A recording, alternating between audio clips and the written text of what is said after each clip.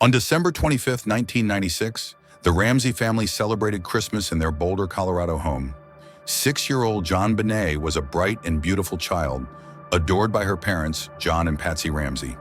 That night after the festivities, JonBenét went to bed, unaware that tragedy awaited her.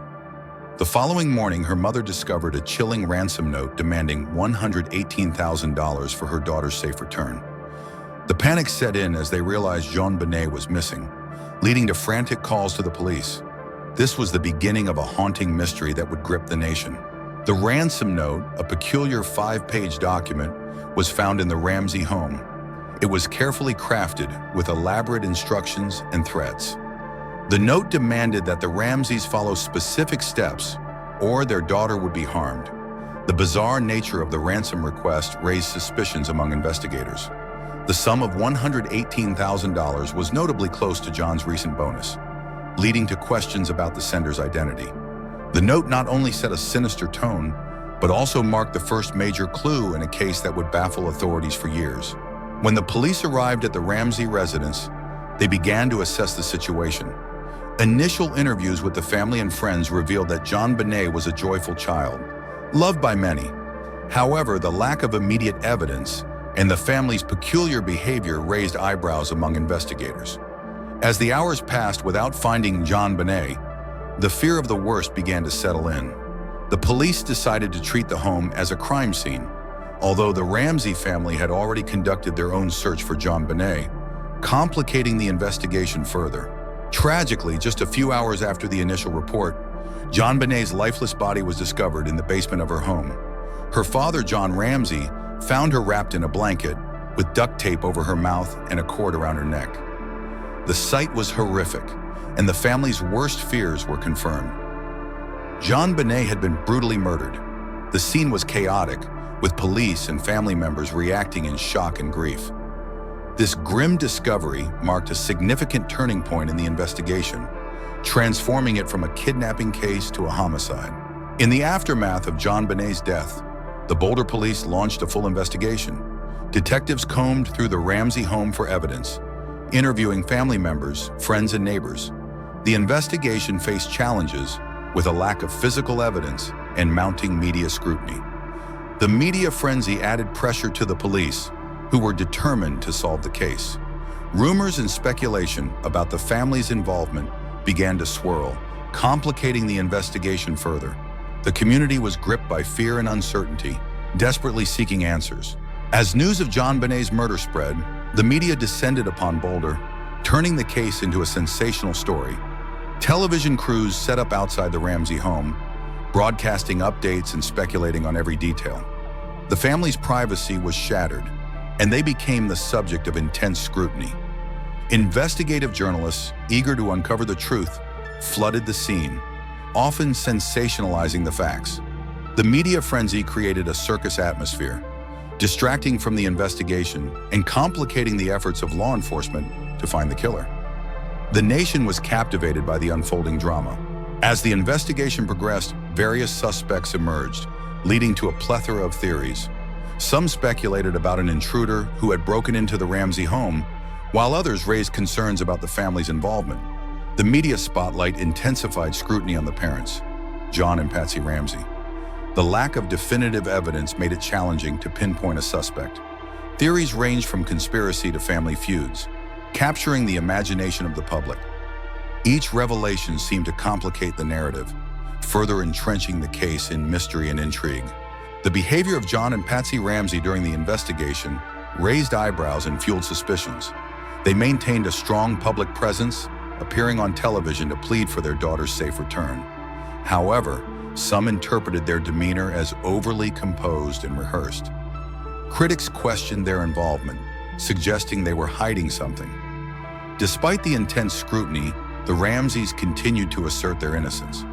The combination of their public appeals and the growing suspicions created a complex dynamic that would haunt the investigation for years to come. The autopsy report revealed shocking details about JonBenét's death. She had suffered a blunt force trauma to the head and strangulation, indicating a violent struggle. The report noted signs of previous sexual abuse, adding another layer of horror to the case. The manner of her death raised questions about the motive. Was it a random act of violence, or was there a more sinister motive at play? The findings deepened the tragedy of her short life and provided critical insights that investigators hoped would lead to justice. In 1999, a grand jury convened to investigate the Ramsey case. They examined evidence, reviewed witness testimonies, and deliberated on the possibility of criminal charges. Despite the extensive investigation, the grand jury ultimately decided not to indict anyone in the Ramsey family. This decision sparked outrage and confusion among the public, as many believed that justice had not been served. The grand jury's findings left the case in limbo, further complicating the already intricate web of theories and suspicions surrounding JonBenét's murder. As time passed, the case remained unsolved, but new leads occasionally emerged. Investigators pursued tips about potential suspects, including known sex offenders in the area. Some theories suggested that a stranger could have committed the crime, while others pointed to someone within the Ramsey circle. Each new lead was met with hope, yet the elusive nature of the killer continued to frustrate law enforcement. The investigation evolved over the years, adapting to new forensic technologies and methods, but the answers remained stubbornly out of reach. Advancements in forensic science brought new hope to the Ramsey case. Investigators revisited the evidence, including DNA samples found at the scene. However, matching the DNA to any known individuals proved difficult. The case exemplified the challenges of forensic investigations, especially in a high-profile murder. As new technologies emerged, such as genetic genealogy, law enforcement hoped to uncover the truth behind JonBenét's murder. Yet with each new analysis, the results often yielded more questions than answers, prolonging the search for justice. JonBenét's murder sparked a nationwide interest in child safety and advocacy for missing children. Many organizations emerged, dedicated to raising awareness about child protection.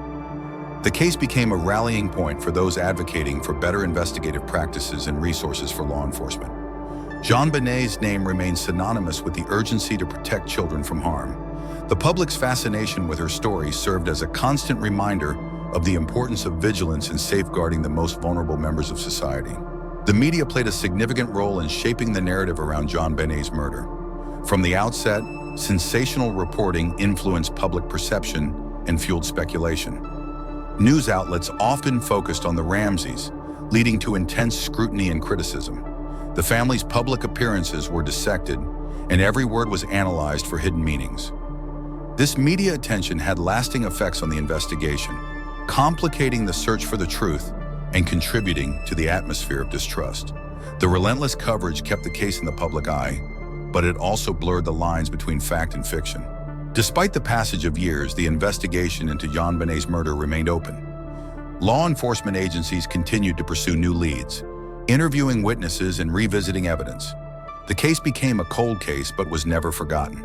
Dedicated investigators refused to give up, driven by the desire for justice.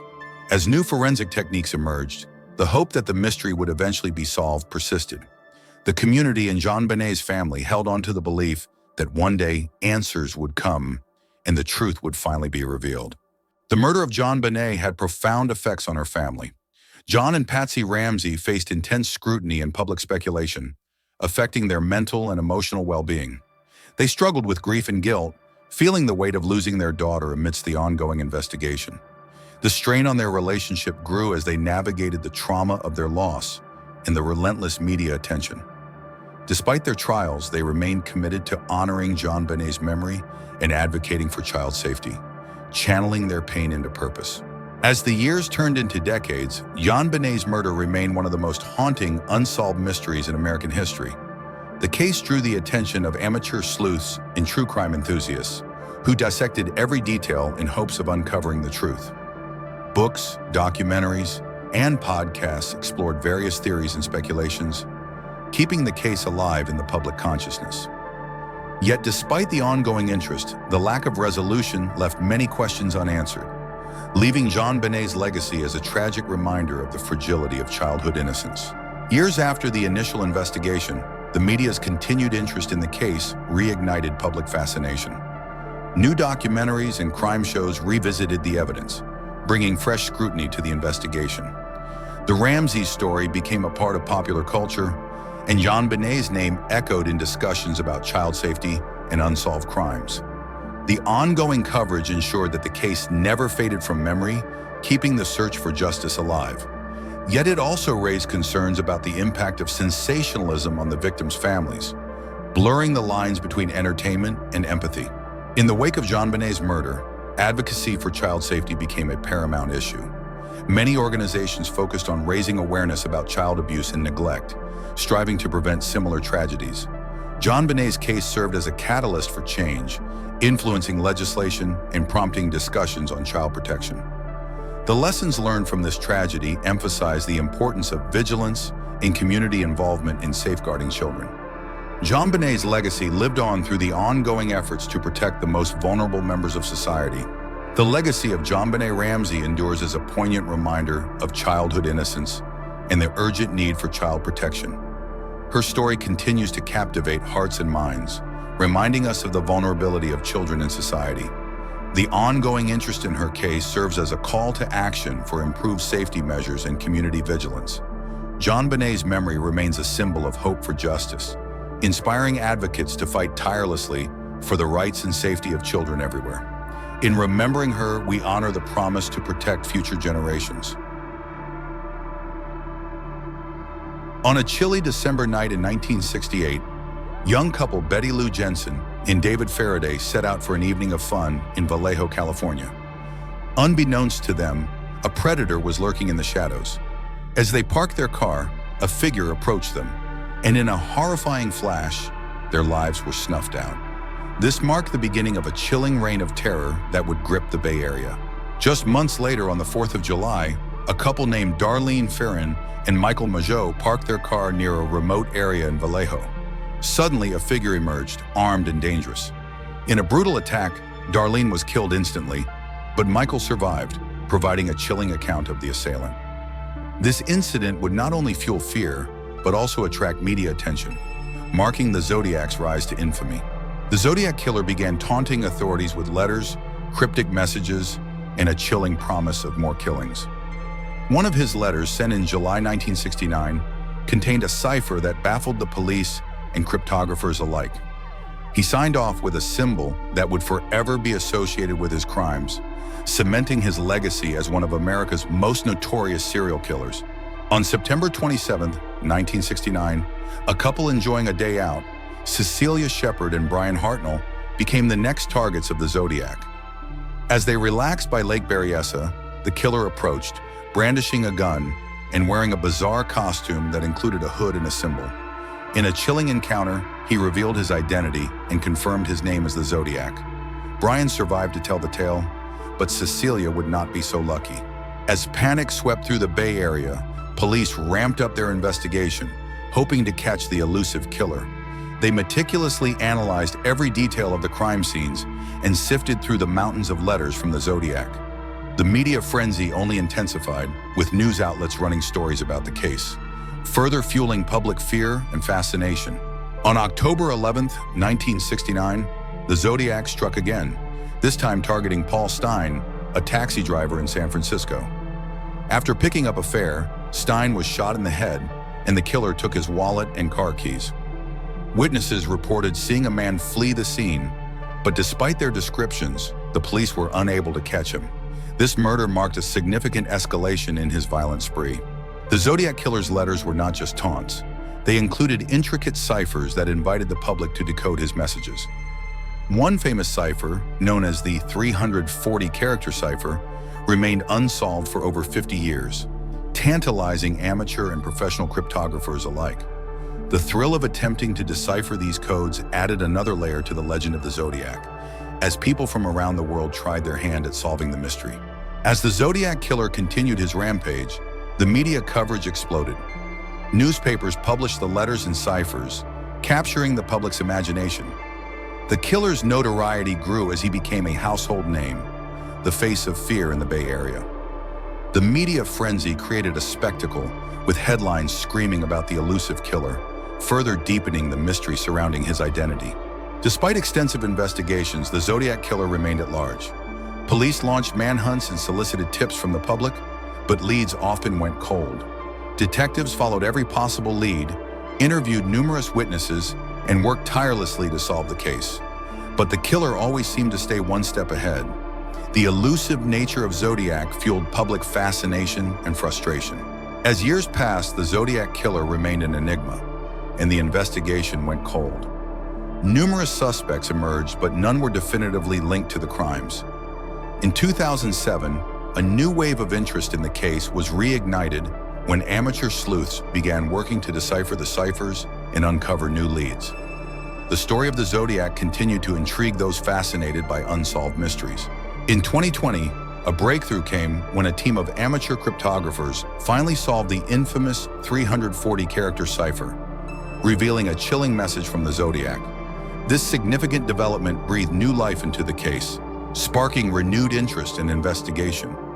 The message hinted at the killer's desire for notoriety and a sense of triumph over the authorities, drawing more attention to the unsolved crimes. With the successful deciphering of the cipher, law enforcement agencies revisited the case, collaborating with amateur sleuths and forensic experts. The renewed effort aimed to connect old evidence with new technology, including DNA analysis and digital forensics. Investigators felt invigorated, believing that fresh perspectives could finally bring justice to the victims and their families. As detectives reviewed evidence, several old suspects resurfaced, leading to renewed scrutiny. Some had passed away while others remained elusive. One prominent name, Arthur Lee Allen, had long been a person of interest. New DNA techniques allowed investigators to analyze old evidence in ways previously impossible, fueling speculation about his potential involvement. As modern technology advanced, new methods emerged in criminal investigations. Cold case units began employing innovative techniques, such as genetic genealogy, to trace the family trees of suspects. The Zodiac case became a focal point for these advancements, showcasing how the past could be connected to the present through science, offering hope for closure. In 2021, investigators announced a significant development in the case. They claimed they were close to identifying the Zodiac Killer through DNA evidence. The public's excitement surged as the possibility of finally unmasking the notorious figure loomed on the horizon. Investigators urged patience, promising that they were meticulously piecing together the puzzle. The Zodiac case not only haunted the families of the victims, but also left an indelible mark on society. Fear spread throughout California, affecting how people viewed safety. The killings raised awareness about the necessity of community vigilance and the role of law enforcement in preventing crime, fostering a culture of awareness that persists to this day. The Zodiac Killer became a symbol of unsolved crime, inspiring books, documentaries, and movies. His story captured the public's imagination, blending true crime with elements of mystery and thriller. Each retelling added to the mythos surrounding the Zodiac, ensuring that his legacy would endure in popular culture for generations to come. As investigators continued to pursue leads, the search for the Zodiac Killer remains active. Every new piece of evidence is meticulously examined, with forensic advancements allowing for fresh insights into the case. The hope for justice and closure persists, fueled by the relentless determination of both law enforcement and amateur sleuths. The legacy of the Zodiac Killer is one of fear and fascination. His ability to elude capture for decades has made him a figure of intrigue, forever embedded in the fabric of crime history. The victims' stories continue to resonate, serving as a reminder of the fragility of life and the darker aspects of human nature. As we reflect on the Zodiac Killer, we acknowledge the pain of the victims' families and the enduring mystery surrounding his identity. The case remains open, a haunting reminder of unresolved crime that has captivated the world. As time passes, the hope for answers continues, and the legend of the Zodiac Killer lives on, ever elusive, forever mysterious. Maura Murray was born on May 4, 1982 in Hanson, Massachusetts. A dedicated student with dreams of becoming a nurse, she attended the University of Massachusetts Amherst. Friends described her as ambitious and determined, always striving for success. But beneath her cheerful exterior, Maura faced challenges that would later lead her down a mysterious path. Her story begins like any other, but little did anyone know that it would soon take a shocking turn, capturing the attention of a nation. In the weeks leading up to her disappearance, Maura's life became increasingly stressful. She had just been involved in a minor car accident and was struggling with the pressures of school and personal life. Her friends noticed she seemed more withdrawn than usual, often lost in thought. As the weight of her responsibilities grew heavier, Maura began to plan a getaway, an escape from the life she felt trapped in. But what kind of escape would lead her to disappear without a trace? On February 9, 2004, Maura borrowed her father's car and set off towards New Hampshire. That evening, she sent a series of mysterious text messages to friends, indicating she might be leaving. Just before midnight, her car was found abandoned on a remote road after it had crashed into a snowbank. Witnesses later reported seeing her standing next to the vehicle, seemingly unharmed but alone. This would be the last confirmed sighting of Maura, a moment frozen in time that would ignite a nationwide search. Within hours of her disappearance, local authorities were alerted and a search operation was launched. Rescue teams, including K-9 units, scoured the surrounding area for any signs of Maura. The news spread quickly, captivating the local community as well as national media. Flyers were distributed and social media buzzed with her face as concerned friends and family rallied to find her. Each hour that passed deepened the mystery, turning an ordinary missing person case into a chilling puzzle. As search efforts intensified, law enforcement broadened their scope, enlisting help from neighboring states. Volunteers flocked to Haverhill, motivated by the hope of finding Maura safe. Organized searches combed through dense forests and snow-covered terrain, but every lead seemed to vanish like the young woman herself. Time was of the essence, and every moment that passed raised questions about what had happened to Maura Murray. Where had she gone? Was she lost, or had something more sinister occurred? Maura's family, distraught and desperate, pleaded with the public for any information. Her father made heartfelt appeals, urging anyone who might have seen her to come forward. The media spotlight amplified their pain, showcasing the heartbreak of a family torn apart by uncertainty. Posters with her image became a common sight in local businesses and homes. As the search stretched into days, hope began to wane, but the determination to find Maura remained unwavering. The community united, holding vigils, sharing stories, and praying for her safe return. As days turned into weeks, theories about Maura's disappearance began to emerge. Some speculated that she had run away, seeking a new life away from her troubles. Others feared the worst, abduction or even an accident in the harsh winter wilderness. Each theory sparked debates among investigators and amateur sleuths alike. Online forums buzzed with speculation as people pored over every detail of her life, searching for clues that might lead to her whereabouts. The mystery deepened, and with it, the urgency to find the truth. Investigators meticulously reviewed Maura's background, uncovering details that raised eyebrows. They discovered that just days before her disappearance, she had been using a false identity while attempting to buy alcohol. This revelation added a new layer to the case, leading some to believe she may have been in trouble. Additionally, authorities traced her phone records and found calls made shortly before her departure. Yet with each piece of information, the enigma surrounding her disappearance only deepened, revealing a complex web of secrets and struggles.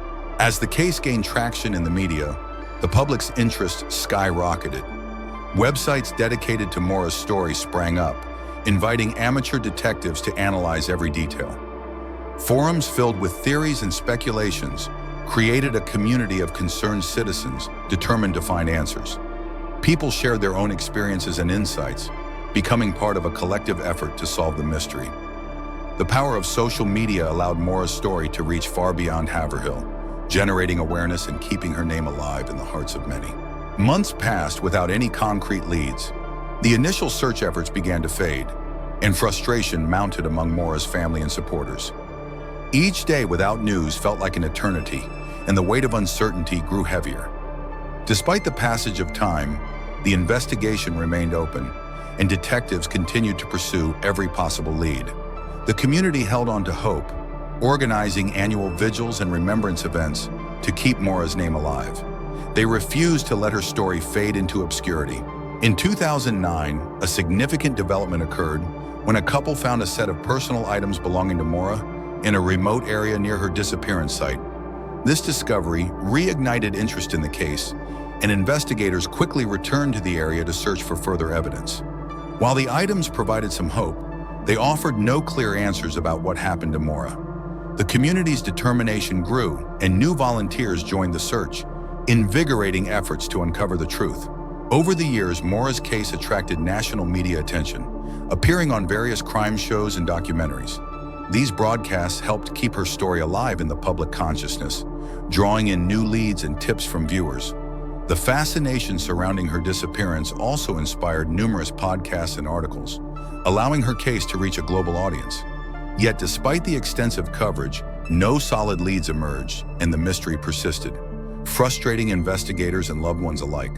By 2014, Maura's case was officially classified as a cold case, meaning it had gone unsolved for a significant period.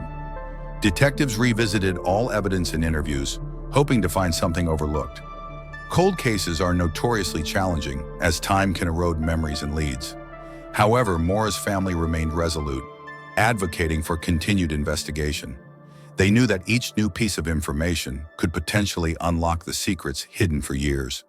The hope for resolution never faded, even in the darkest moments. In 2018, renewed interest in Maura's case emerged thanks to advances in technology. Investigators revisited old evidence with modern forensic methods, hoping to extract new leads from materials previously examined. Additionally, the rise of social media allowed her story to circulate more widely, prompting fresh tips and sightings. The ongoing efforts sparked hope within the community, reminding everyone that the search for Maura was not over. Each new lead was seen as a potential breakthrough in a case that had long baffled authorities. As of today, Maura Murray's case remains open and active. Law enforcement officials continue to pursue tips and follow leads, determined to bring closure to her family.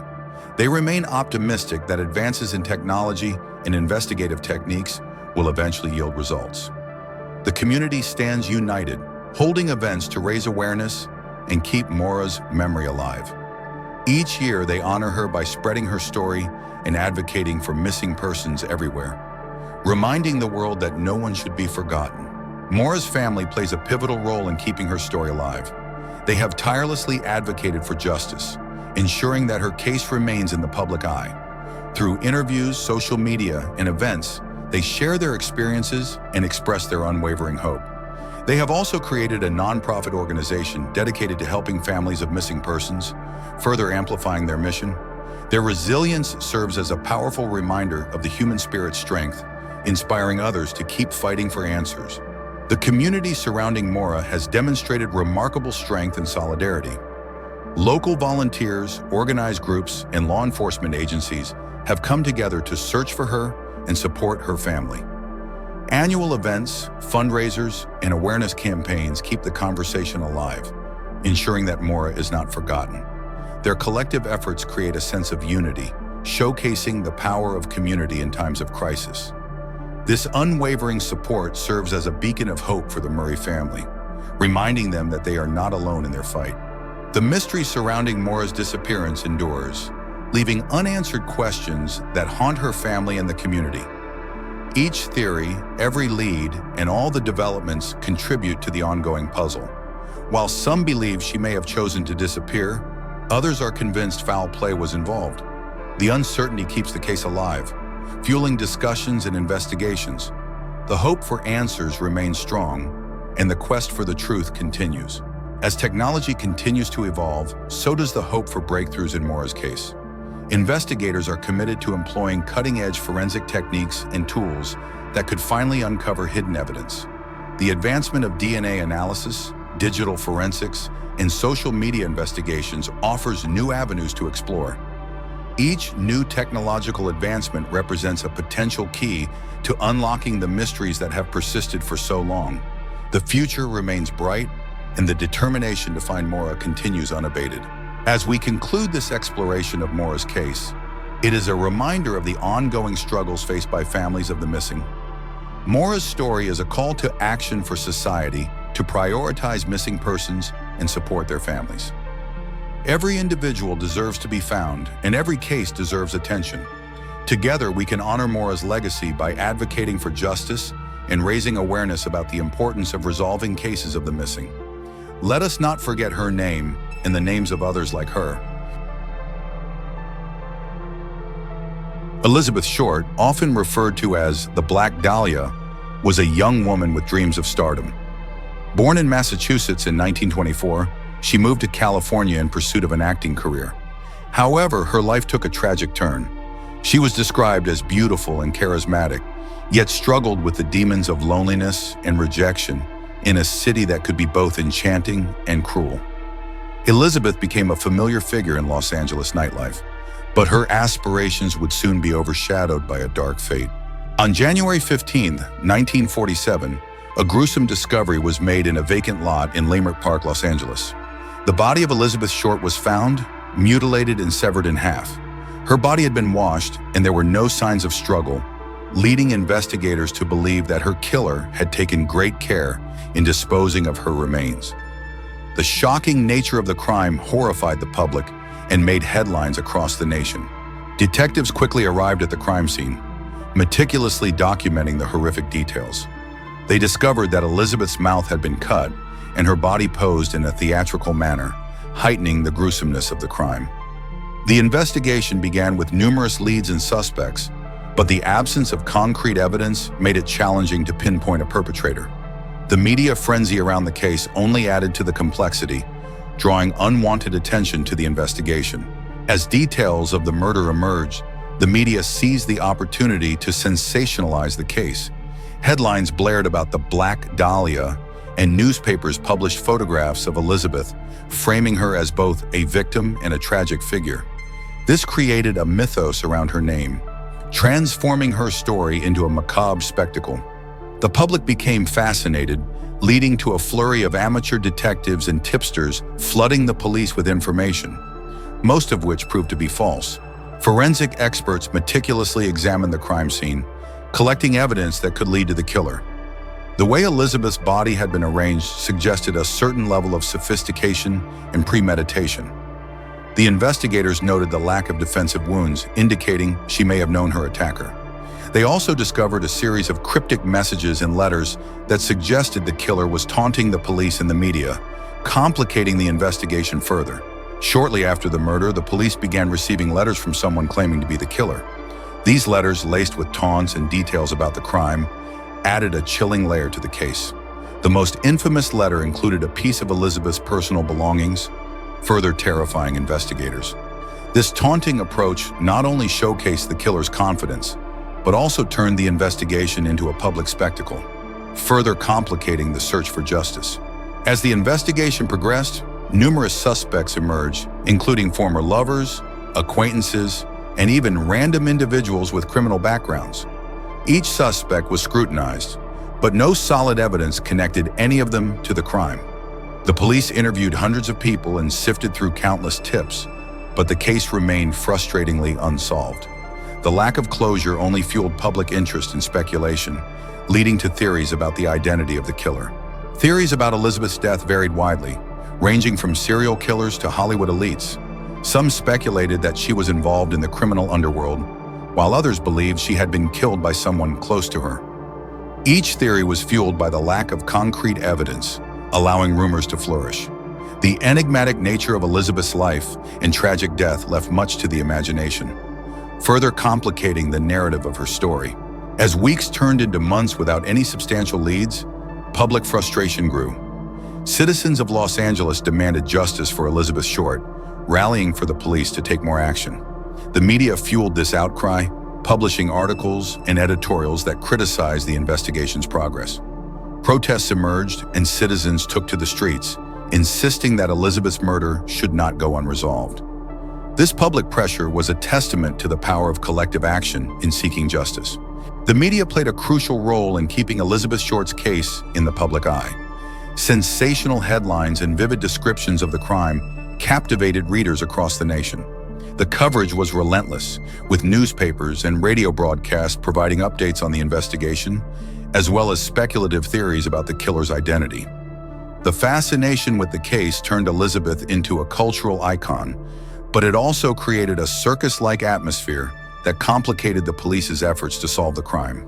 Despite extensive investigation efforts, progress began to stagnate. Detectives followed numerous leads, but many led to dead ends.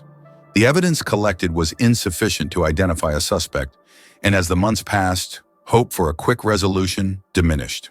The case grew cold, but the memory of Elizabeth and the brutal nature of her murder lingered in the minds of the public and investigators alike. One of the most infamous suspects in the Black Dahlia case was George Hoddle, a Los Angeles physician. Following Elizabeth's murder, Hoddle's name surfaced due to his questionable behavior and connections to the case. Although he was never charged, his life and actions were scrutinized. Some believed he was the killer, while others argued there wasn't enough evidence to support this claim. The mystery surrounding Hoddle's potential involvement only deepened the intrigue of the case. The psychological profile of the Black Dahlia killer has fascinated criminologists and amateur sleuths alike. Experts suggest that the manner in which Elizabeth's body was treated indicates a deeply disturbed individual. The meticulous planning and execution of the crime suggests that the killer may have harbored a personal motive against Elizabeth, or possibly saw her as an object of obsession. This psychological dimension adds a chilling layer to an already horrific crime. The Black Dahlia murder sent shockwaves through Los Angeles and beyond. It highlighted the dangers women faced in urban environments and raised questions about the safety and security of the city.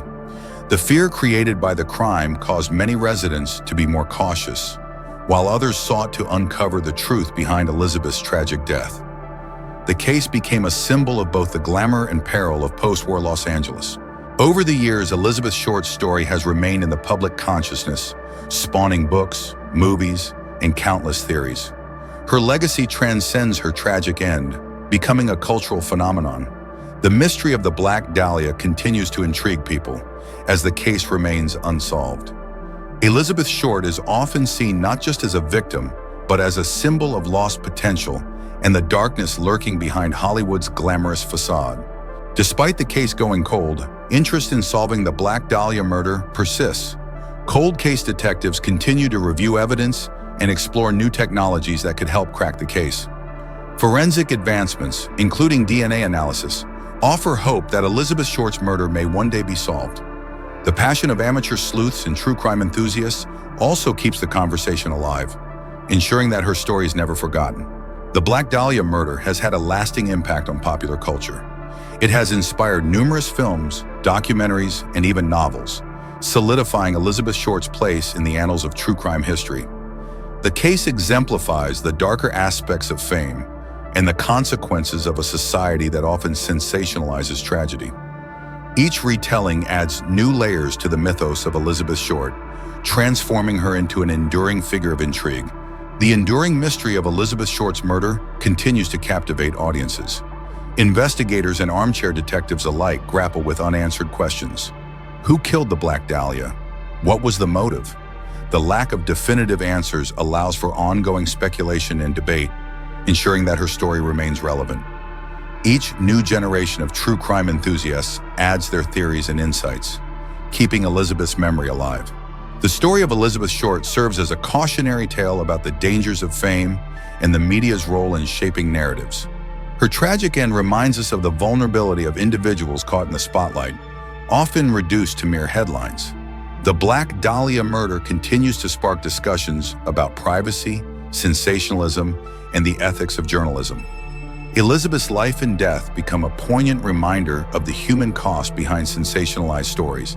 Elizabeth Short's legacy as the Black Dahlia endures, captivating the imaginations of people worldwide. Her story represents not just a tragic unsolved murder, but also the complexities of human life, fame, and the quest for justice. As new developments arise and old theories are revisited, her memory lives on, ensuring that Elizabeth Short is not just a name in history, but a symbol of the unresolved mysteries that continue to haunt society. On Christmas Eve 1945, the Sodder family settled into their home in Fayette County, West Virginia, for a festive evening. As the night deepened, they enjoyed holiday celebrations, unaware that their lives would soon be shattered. Around 1 a.m., a fire broke out, engulfing their home in flames. George and Jenny Sodder, alongside 4 of their 9 children, managed to escape. However, the fate of 5 of their children, Maurice, Martha, Louise, Betty, and Johnny, remained uncertain, leading to a haunting mystery that would captivate the nation for decades. As the flames danced higher, George Sodder frantically searched for a way back into the burning house, desperately calling for his children. The smoke was thick and the heat intense. Neighbors rushed to help, but despite their efforts, they could only watch helplessly as the house succumbed to the fire. The fire department arrived but could do little more than extinguish the flames. After the fire was out, a grim search through the ruins revealed no remains of the children. The absence of bodies sparked immediate skepticism and speculation among the family and the community. In the aftermath of the fire, local authorities concluded that the 5 missing children had perished in the blaze. However, George and Jenny Sodder refused to accept this explanation. They began their own investigation, fueled by unsettling evidence that suggested their children might still be alive. Eyewitness accounts emerged, with some neighbors reporting seeing a couple loading children into a car shortly after the fire started. These reports raised questions and doubts about the official narrative, and the Sodder family was determined to uncover the truth behind their children's mysterious disappearance. As the investigation unfolded, various theories regarding the children's fate began to emerge. Some speculated that the children had been kidnapped and taken away by an unknown assailant. Others proposed more sinister possibilities, including the involvement of organized crime due to George Sodder's outspoken nature against local mafia activities. The idea that the children were alive and hiding in plain sight fueled the family's hopes and the public's fascination. Each theory added layers of complexity to the case, transforming it into a national obsession. Determined to keep the search for their children alive, George and Jenny Sodder launched a public campaign. They erected a billboard along Route 16 in West Virginia, prominently displaying the photographs of their 5 missing children. The billboard included a reward for information leading to their recovery. It was a desperate plea for help, aiming to stir the public's interest and generate leads. The campaign captured the attention of the media and the community, reigniting discussions about the tragic event and keeping the children's names alive in the public consciousness. As the months passed, the Sodders received numerous tips about sightings of their children. Reports came in from various states, with people claiming to have seen the Sodder children alive and well. Some described encounters with children resembling the Sodders in nearby towns, while others reported spotting them in distant locations. Each new lead brought a glimmer of hope, only to be followed by disappointment as the investigations yielded no concrete evidence. The family remained steadfast in their belief that their children were still out there, waiting to be found. As they delved further, the mystery of the Sodder children grew deeper. The family began to wonder if it was possible their children had survived and were somewhere out there. Each unanswered question fueled their determination to continue searching. In 1947, the family received a letter from Kentucky, along with a photo of a boy resembling their son Louis. The letter hinted that the children might return if the family left the area, bringing hope and new questions. With the mystery growing, the Sodder family enlisted the help of the FBI. The investigation attracted national attention, but it didn't yield any clear answers, leaving the family deeply disappointed. In the 1950s, the Sodder family continued their efforts, putting up billboards and sharing their story to seek help. They believed the truth was still out there and always held on to hope to find their children. In 1967, a local woman reported seeing the Sodder children in a nearby town. Although the information was vague, the family continued to investigate, holding on to their belief that the children were still alive. The fire had a profound impact on the community, raising awareness about fire safety and prevention, partly thanks to the Sodder family's efforts in sharing their tragic story. In the 1980s, as many cold cases were reopened, the Sodder case was also reinvestigated. However, no new leads emerged to solve the mystery. Despite the tragedy, the Sodder family's resilience inspired many, turning them into a symbol of love and determination in the face of adversity. In the early 2000s, advances in forensic technology created opportunities to revisit the case, but the family still found no definitive answers about the children's fate. The next generations of the Sodder family began to take interest and research the mystery of their ancestors, determined to keep the memory alive and hopeful to one day solve the story. In 2020, an unexpected call revived the family's hope, with the caller claiming to have information about the fire and the children. Although the information was unclear, the family persisted in investigating. Though decades have passed, the Sodder case remains a major unsolved mystery, capturing the attention of crime enthusiasts and inspiring those who face adversity. The Sodder family holds annual memorials for their children and has established a fund to support families in need. They hope that one day the truth will be revealed. Although there are still no answers, the Sodder family remains steadfast in their search, hoping that the story of their children will one day be illuminated. In the serene hills of Keddie, California, a picturesque cabin community seemed like the perfect getaway. Families enjoyed the tranquility of nature, unaware that darkness lurked nearby. This was where the Sharp family had chosen to live, seeking solace and a fresh start. However, their peaceful existence was shattered on a fateful April night in 1981, leading to a horrifying tragedy that would haunt the community forever. On the night of April 11th, 1981, Sue Sharp and her children, Jackie, Tina, and two friends, Dana and John, settled in for a typical evening. The adults shared stories, while the kids giggled and played. But as the night wore on, an insidious presence crept into their lives. By morning, what had started as an ordinary night turned into a nightmare when the local authorities received a shocking call. The following morning, police arrived at Cabin 28, responding to a call that would lead them into a scene of unimaginable horror. Inside, they discovered the lifeless bodies of Sue, Jackie, and Dana, brutally murdered. The sight was gruesome. Blood splattered across the walls, and the evidence suggested a violent struggle. Meanwhile, Tina was nowhere to be found, leaving investigators puzzled and desperate for answers. As investigators delved deeper into the crime scene, they uncovered clues that painted a chaotic picture of that night. They discovered a bloody knife believed to be the murder weapon and signs of forced entry. Eyewitnesses reported seeing suspicious individuals around the area prior to the murders, heightening the sense of urgency. The small town was gripped with fear as rumors and theories began to circulate about who could have committed such a horrific act. The Keddie community rallied together in the wake of the murders, determined to support the surviving family members and find justice for the victims. Candlelight vigils were held, and the local news reported extensively on the case, keeping it alive in the public's consciousness.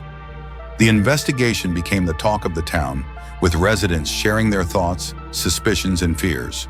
However, as days turned into weeks, hope began to fade, and the mystery deepened.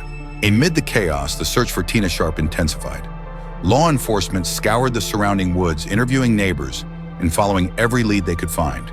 However, every search yielded no results, leading to speculation that she may have been kidnapped. The uncertainty of her fate added to the community's anguish, as parents feared for their own children's safety. As the investigation dragged on, numerous theories began to surface. Some believed it was a family member who had committed the crime, while others speculated about a possible serial killer targeting young girls. Investigators compiled a list of suspects, but each lead led to dead ends. The community was gripped by a mix of fear and speculation as rumors circulated about potential motives behind the gruesome murders. In 1984, a new lead emerged when a man named David Wright was implicated in the murders. Friends of the Sharp family began to recall suspicious behavior from him around the time of the killings.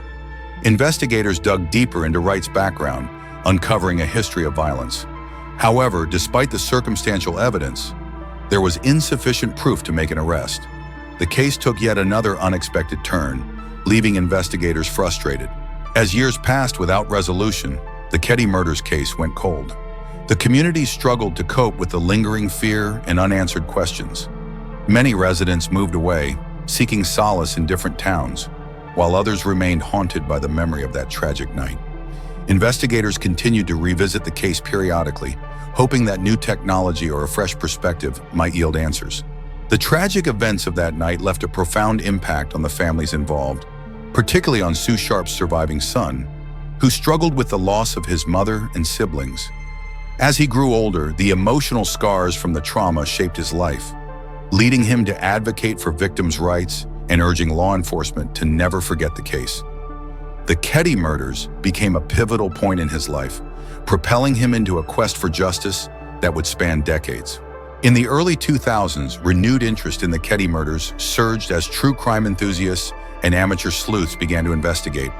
Online forums and social media platforms provided a space for discussions, theories, and even new leads.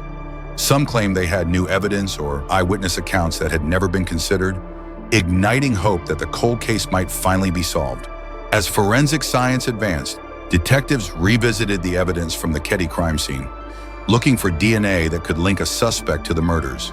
A small blood sample found on a piece of evidence raised new possibilities, prompting a re-examination of old suspects and theories. This renewed forensic analysis ignited excitement among investigators, who believed they might finally be able to close this tragic chapter. In 2016, a significant breakthrough occurred when new technology allowed investigators to test the blood sample more accurately. The results pointed towards a suspect who had long been on the radar, but never charged. This revelation sparked new hope within the community, with many feeling that justice for the Sharp family was finally within reach. The renewed vigor in the investigation attracted media attention, bringing the Keddie murders back into the public consciousness. The suspect, whose identity was revealed, had a criminal background that included violent offenses. Investigators sought to uncover any connections between him and the Sharp family, looking into his whereabouts on the night of the murders. This new angle added a layer of intrigue to the case as the community held its breath, wondering if this time they would finally see justice served. As news of the renewed investigation spread, the Keddie community found itself reeling with a mix of hope and anxiety. Residents began sharing their stories and experiences, many of whom had long buried their memories of that tragic night. Local gatherings were organized to discuss the case, fostering a sense of unity among those affected by the tragedy.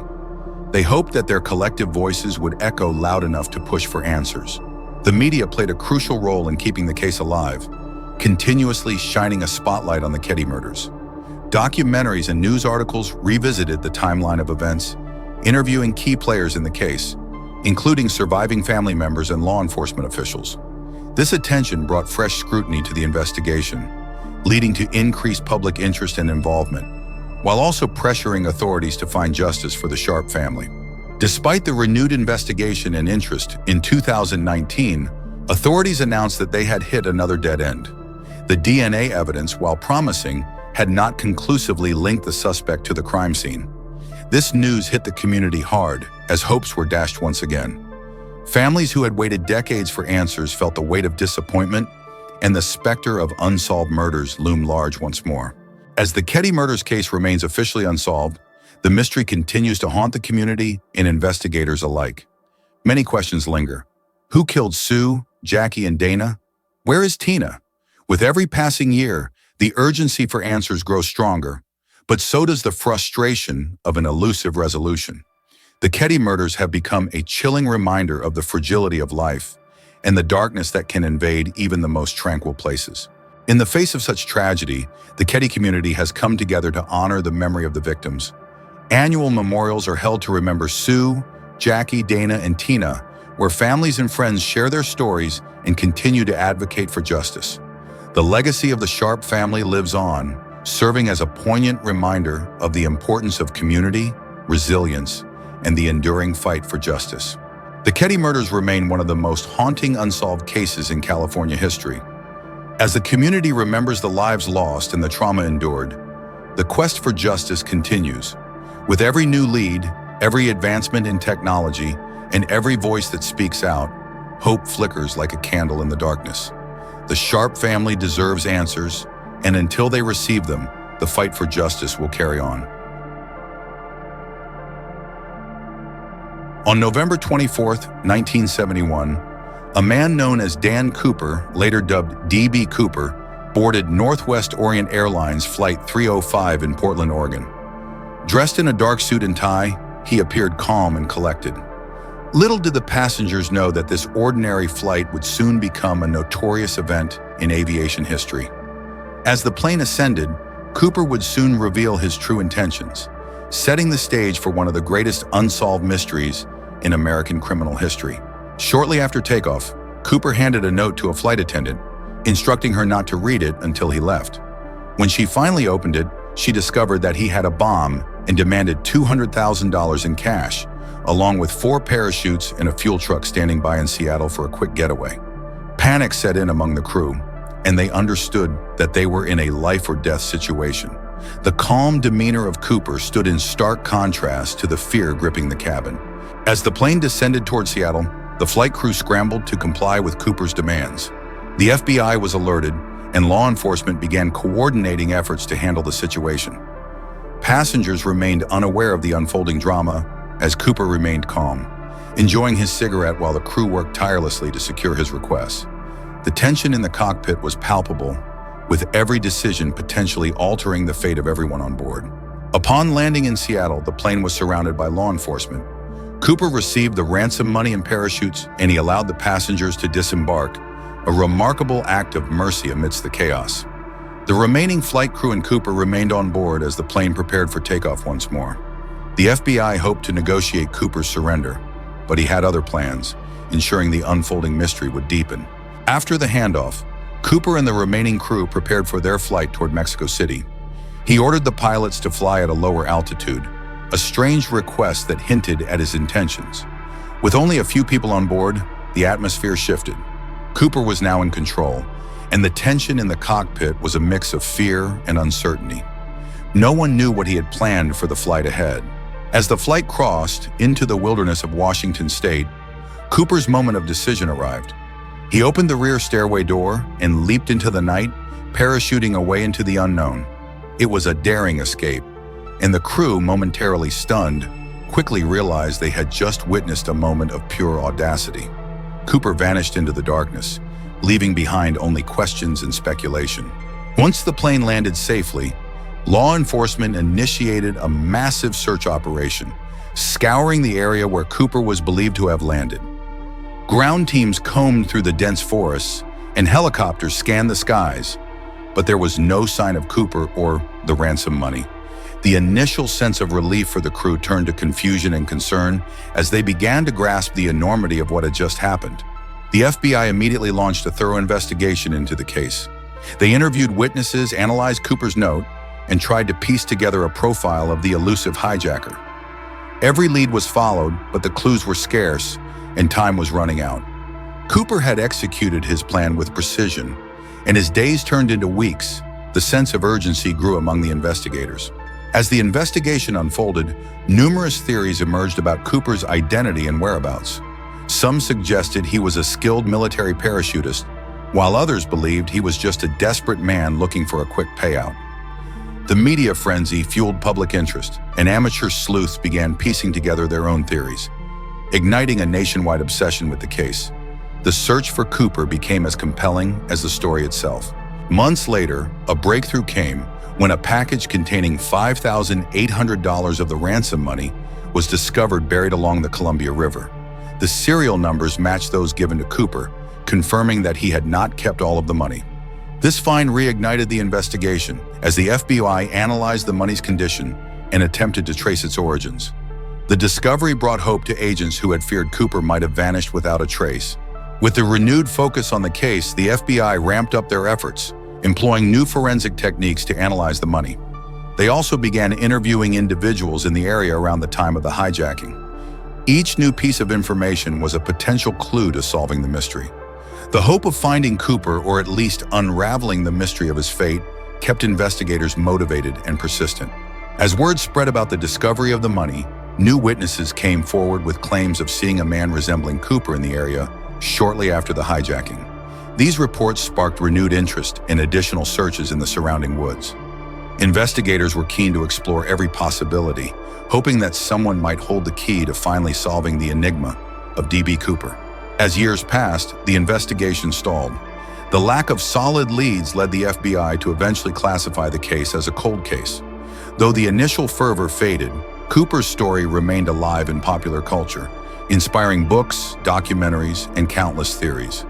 The allure of a masterful escape artist captured the imagination of many, turning D.B. Cooper into an enduring symbol of mystery and intrigue.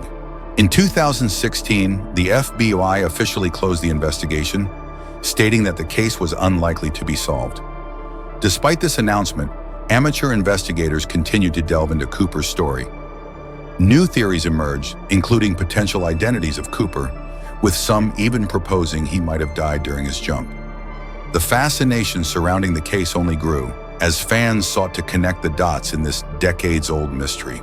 Despite the uncertainty surrounding his fate, D.B. Cooper has become a cultural phenomenon. His audacious crime has inspired films, television shows, and even a thriving subculture of enthusiasts and amateur sleuths. The legend of Cooper continues to capture the public's imagination, embodying the thrill of escape in the mystery of the unknown, making him an enduring icon in the world of true crime. The case of D.B. Cooper serves as a testament to the mysteries that continue to baffle investigators and capture public interest. With the passage of time, the layers of intrigue only deepen. The search for answers continues, not just in the realm of law enforcement, but also among those captivated by the story. Each new discovery, even years later, keeps the mystery alive. Today, the fascination with D.B. Cooper remains as strong as ever. Documentaries and podcasts explore his story, reigniting interest in the case with every new generation. Social media platforms allow fans to share theories and discuss findings, creating a community united by their intrigue. The legend of Cooper may have started with a daring hijacking, but it has evolved into a cultural touchstone. The enduring questions about D.B. Cooper's identity, fate, and motivations remain unanswered. Each new theory and piece of evidence serves to heighten the intrigue. What really happened on that fateful flight? Did he survive his jump, or did he perish in the wilderness? The mystery of D.B. Cooper remains tantalizingly unsolved, ensuring that his story will endure in the annals. The cultural impact of D.B. Cooper's case extends far beyond the initial crime. It has influenced literature, television, and even music, with references appearing in various forms of media. The story has become a part of the American zeitgeist, encapsulating the spirit of rebellion and the quest for freedom. Cooper's daring escapade continues to inspire creativity, leaving an indelible mark on pop culture. As time marches forward, the legend of D.B. Cooper remains alive and well. New generations continue to discover his story, keeping the mystery fresh and compelling. The unresolved case serves as a reminder of the countless unsolved mysteries that exist in the world. Whether or not the truth about Cooper is ever revealed, his tale will forever resonate with those who seek the extraordinary in the ordinary. In the late 1970s, Atlanta, Georgia, became the backdrop for one of the most horrifying series of events in American history. Over 2 years, a wave of terror swept through the city as children began to disappear without a trace. The Atlanta child murders claimed the lives of at least 29 young victims, leaving families shattered and a community gripped by fear. What happened to these innocent children, and who was responsible for such heinous acts? The nightmare began in 1979 when 9-year-old Edward Smith disappeared on his way to a school bus stop. His body was discovered a few days later, marking the beginning of a tragic trend. Over the next few months, more children vanished, and with each case, the community's anxiety deepened. Parents began to fear for their children's safety, and the city was filled with a palpable sense of dread. Most of the victims were African-American boys and young men, aged between 7 and 21. Their backgrounds varied, but they shared common traits. They were often from underprivileged neighborhoods and had dreams of a better future. Each disappearance left a gaping hole in families and communities, with mothers and fathers desperately searching for answers. The stories of these children were heartbreaking, and their lives became symbols of lost potential. As the disappearances continued, the Atlanta Police Department faced immense pressure to solve the cases.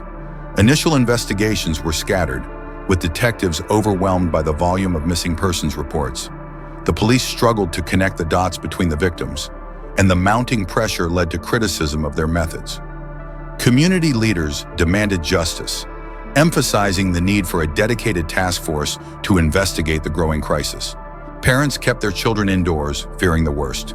Schools organized safety seminars, teaching kids about the importance of being aware of their surroundings.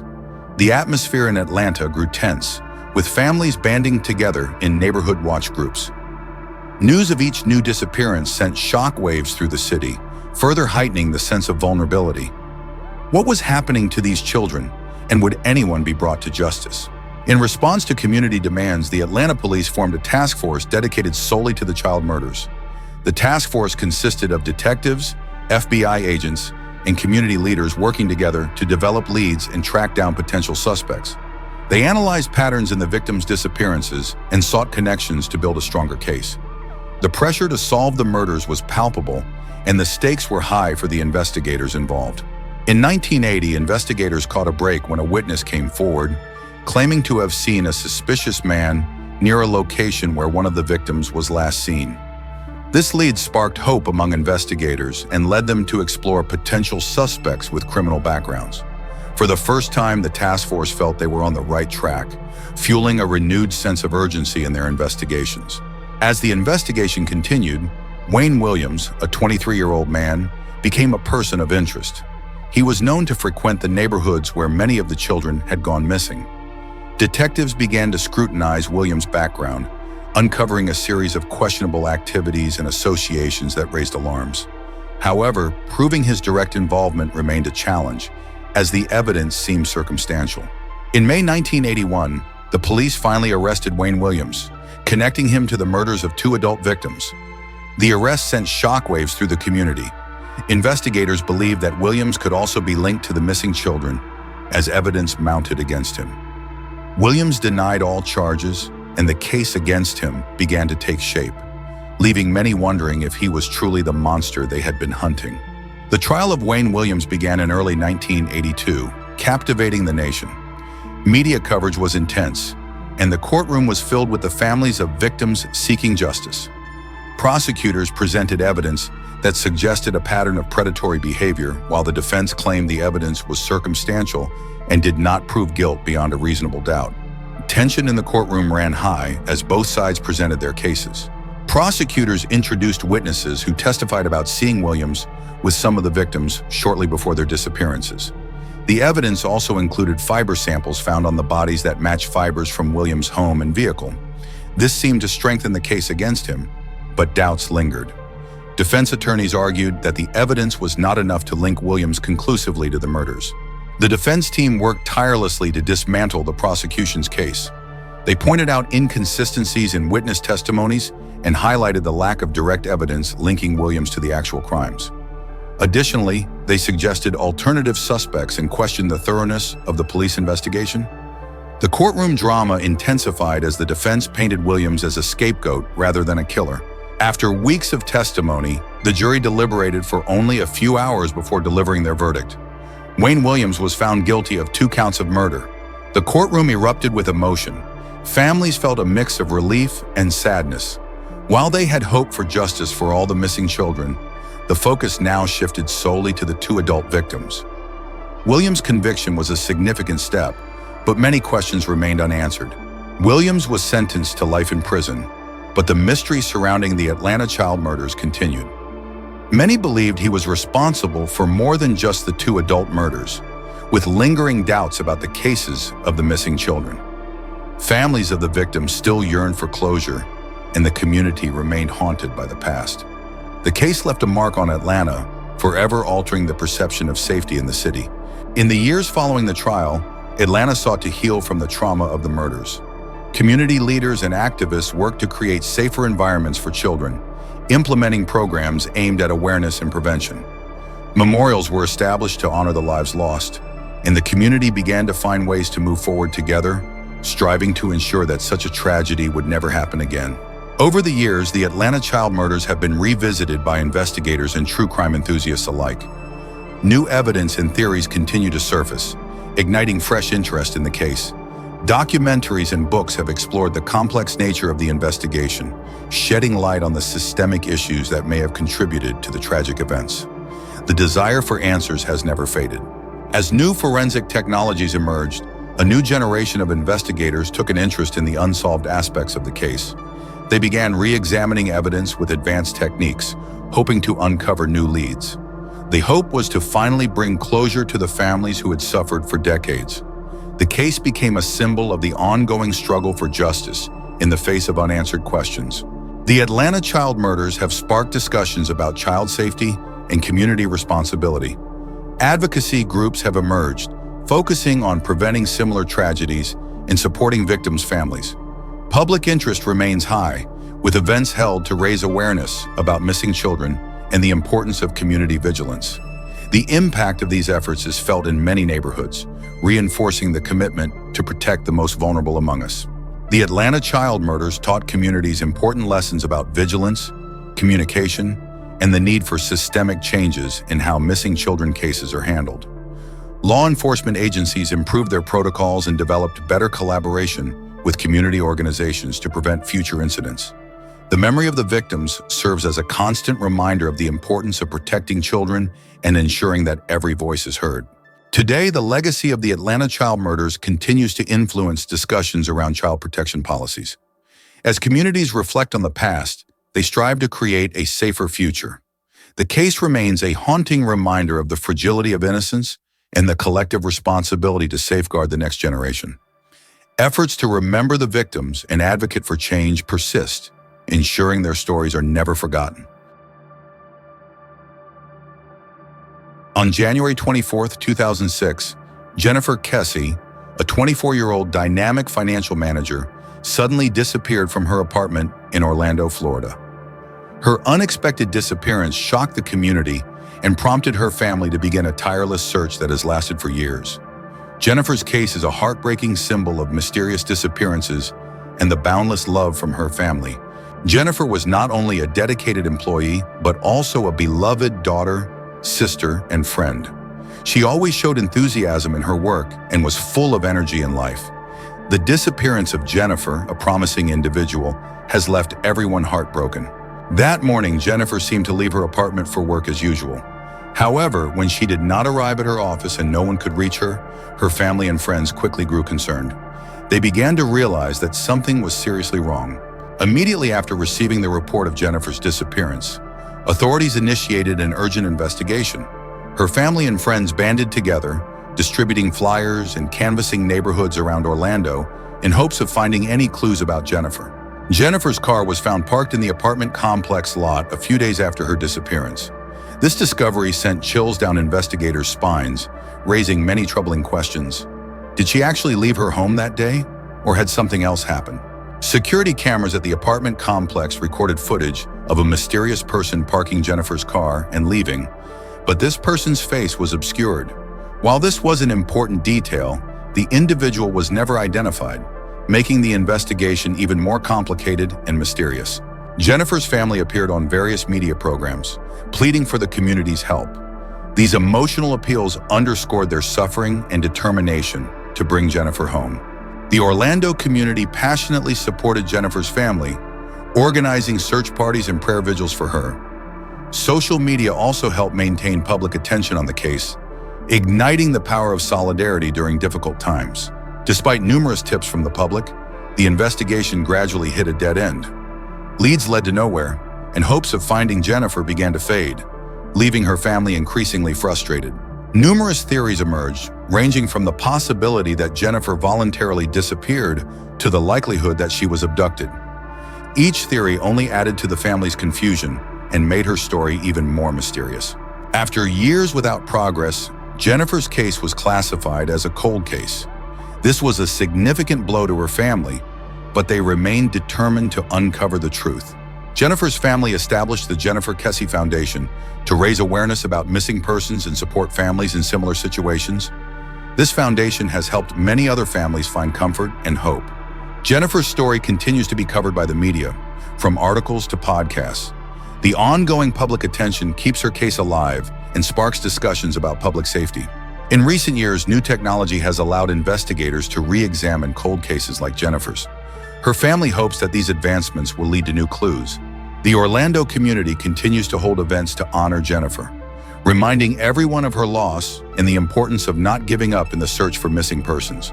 To this day, Jennifer's disappearance remains an unresolved mystery, symbolizing the ongoing struggles of her family and the community to seek justice for her.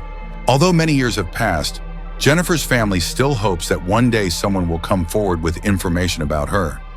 They believe that someone may know something and that the truth will eventually come to light.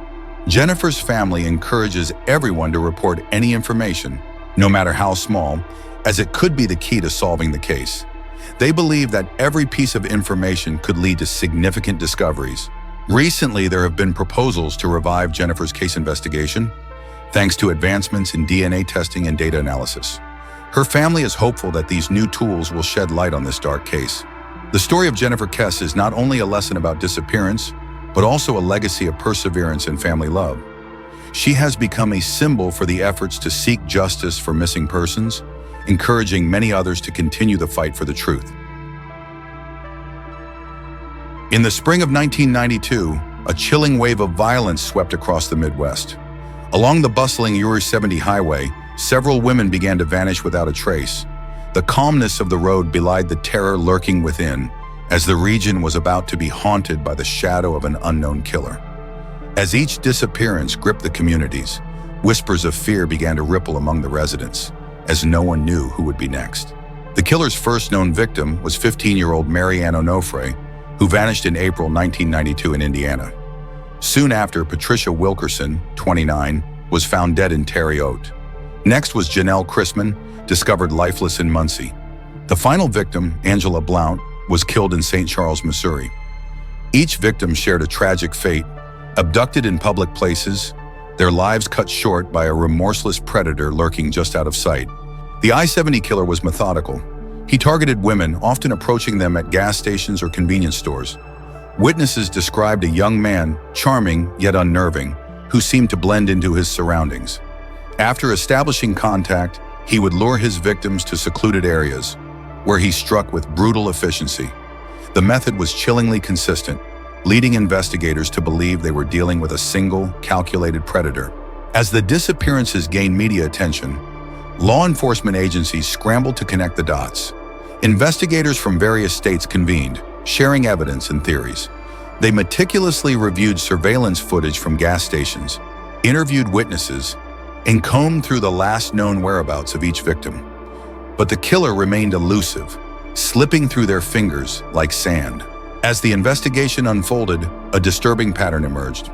All the victims were young women, and the murders occurred within a short time frame along the I-70 corridor. Authorities noted that the killer seemed to be traveling, using the interstate as his hunting ground. This realization fueled a collective anxiety as communities along the highway began to fear for their safety, wondering who among them could be the next target. With each new detail released, the media frenzy escalated. News outlets ran headlines about the mysterious killer, fueling public interest and fear. The term I-70 killer became synonymous with terror for residents of the Midwest. Local TV stations aired specials, and print media flooded with stories about the murders. The psychological impact of the coverage spread beyond the immediate areas, creating a sense of unease across the nation. As the investigation continued, the stories of the victims began to emerge. Mary Ann Onofre was a bright teenager with dreams of becoming a teacher. Patricia Wilkerson was a devoted mother. Janelle Chrisman had aspirations of going to college, while Angela Blount was known for her infectious smile.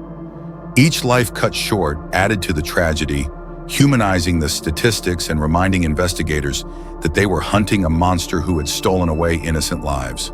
As fear gripped the communities, they rallied together. Neighborhood watch groups sprang up, and residents took extra precautions when out and about. Local law enforcement encouraged vigilance, hosting town hall meetings to educate the public on safety measures. The sense of community grew stronger as people united in the face of fear, determined to protect one another from the lurking danger on Interstate 70.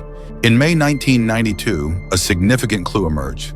A witness reported seeing a man lingering near the gas station where Angela Blount was last seen. He was described as having a light complexion and a distinctive hairstyle. This sighting reignited hopes for a breakthrough, as police began to piece together the fragments of information, hoping to finally identify the elusive killer. With the description of the suspect circulating, a nationwide alert was issued. Law enforcement agencies across the country were put on high alert, sharing the information widely. Media outlets picked up the story, urging anyone with information to come forward. The manhunt intensified as communities from coast to coast began to keep an eye out for the Target 70 killer, their collective hope growing with each passing day. In June 1992, the investigation took a dramatic turn. A truck driver contacted police after he spotted a suspicious vehicle parked near a crime scene. Inside, they found crucial evidence linking the vehicle to the murders.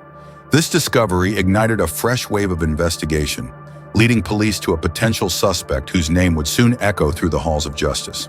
As the investigation honed in on the truck driver, investigators discovered his troubling past. He had a history of violence against women and was known to frequent areas where the victims were last seen. With this new focus, detectives worked tirelessly to gather more evidence. hoping to build a case strong enough to bring the I-70 killer to justice. In July 1992, law enforcement finally made their move. The suspect was arrested during a routine traffic stop, and officers discovered evidence linking him to the murders. The weight of the moment was palpable as investigators, who had worked tirelessly for months, felt a surge of relief wash over them. The manhunt that had gripped the nation for months was finally drawing to a close. The trial of the I-70 killer captivated the nation. Courtrooms were packed with journalists and spectators, all eager to hear the details of the gruesome crimes. The prosecution presented a compelling case, detailing the timeline of events and the chilling evidence gathered against the defendant. As the courtroom drama unfolded, emotions ran high, with many seeking justice for the victims and their families. As the trial progressed, the defense sought to discredit the evidence. They argued that the police had rushed to judgment, presenting alternative explanations for the timeline of events. Their strategy aimed to cast doubt on the prosecution's case, insisting that the evidence could point to someone else entirely. The tension in the courtroom grew as both sides fought to sway the jury. During the trial, witnesses recounted harrowing experiences. Some had encountered the suspect, sharing chilling stories of their interactions.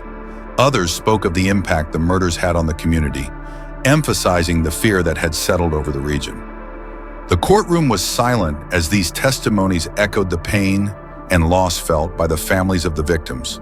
After days of deliberation, the jury finally reached a verdict. The tension in the courtroom was palpable as the foreman stood to announce the decision. "We find the defendant guilty on all counts." The words reverberated through the room, bringing a mix of relief and sorrow. Justice had been served, but the scars of the past would linger on, affecting countless lives. The sentencing phase of the trial was equally dramatic. Family members of the victims spoke passionately about their loss, urging the court to impose the maximum penalty. As the judge handed down a life sentence without parole, there were mixed reactions in the courtroom. Some felt closure, while others knew that the pain of losing their loved ones would never truly fade. Though the I-70 killer was behind bars, the legacy of fear he left behind lingered. Communities had been forever changed by the tragedy, and the scars ran deep. Families of the victims continued to advocate for safety measures and victim support. The shadow of the killer served as a constant reminder of the vulnerability of life, ensuring that the story would never be forgotten. Years later, reflections on the I-70 killer case revealed important lessons about violence and community safety. Law enforcement agencies implemented new protocols to better address violence against women, striving to prevent future tragedies. The story of Angela Blount and the other victims serves as a powerful reminder of the importance of vigilance and support for one another in the face of danger.